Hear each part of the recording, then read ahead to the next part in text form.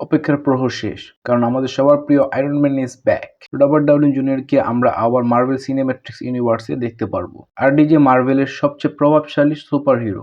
যারা Avenger and game দেখেছেন এবং এরপরে মুভিগুলো দেখেছেন, তারা জানেন যে আমাদের সবার প্রিয় আয়রন ম্যান ওয়ার্ল্ডকে বাঁচাতে গিয়ে নিজের জীবন বলি দিয়ে দেয়। ইন গেমের এই দৃশ্যটি মার্ভেল প্রেমীদের মনে স্মরণীয় হয়ে আছে। তারা কোনোভাবেই মানতে পারছিল না যে আয়রন ম্যান মারা যেতে পারে। আয়রন ম্যান মারা যাওয়ার পর থেকে যতগুলো মুভি রিলিজ পেয়েছে, কোনোটি আর দর্শকের মনে সেইরকম ভাবে জায়গা করতে পারেনি। কিন্তু ভাইয়া, আমরা আবার আরডিজি কে মার্ভেলে দেখতে পারবো, কিন্তু আয়রন ম্যান ক্যারেক্টারে না। আরডিজি কে আমরা দেখতে পারবো ডক্টর ডুম এর ক্যারেক্টারে। মার্ভেল এই মুভিটির নাম দিয়েছে অ্যাভেঞ্জার ডুমসডেস। আরডিজি আবার একবার মার্ভেলে রাজত্ব করবে এই মুভির মাধ্যমে। অ্যাভেঞ্জার ডুমসডেস মুভিতে আমরা দেখতে পারবো টম হল্যান্ড, যাকে আমরা স্পাইডারম্যান হিসাবে চিনি, হাইলি স্টেনফেল্ড, যাকে আমরা কাটে বিশপ হিসাবে চিনি, ভ্যানেসা কিরবি, যাকে আমরা ইনভিজিবল ওমেন হিসেবে চিনি, পেড্রো পাস্কেল, যাকে আমরা রিড রিচার্ড এর ক্যারেক্টার হিসেবে চিনি, ক্রিস ইভান্স, যাকে আমরা ক্যাপ্টেন আমেরিকা হিসেবে চিনি,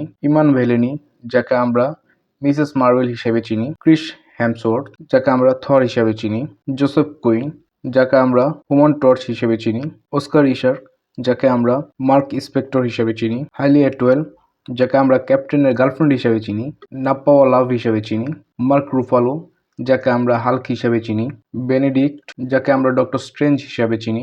এই মুভিতে আরও রয়েছে ইয়ং, Sam Wilson, John Walker, Ant-Man, Ironheart, America চার্ভেস। এই মুভিটি 1 মে 2026-এ রিলিজ পাবে। ততক্ষণের জন্য ওয়েট করুন এবং নিত্য নতুন মুভি সম্পর্কে জানার জন্য আমাদের চ্যানেল শুভ এক্সপ্লেনারকে সাবস্ক্রাইব করে রাখুন। ধন্যবাদ।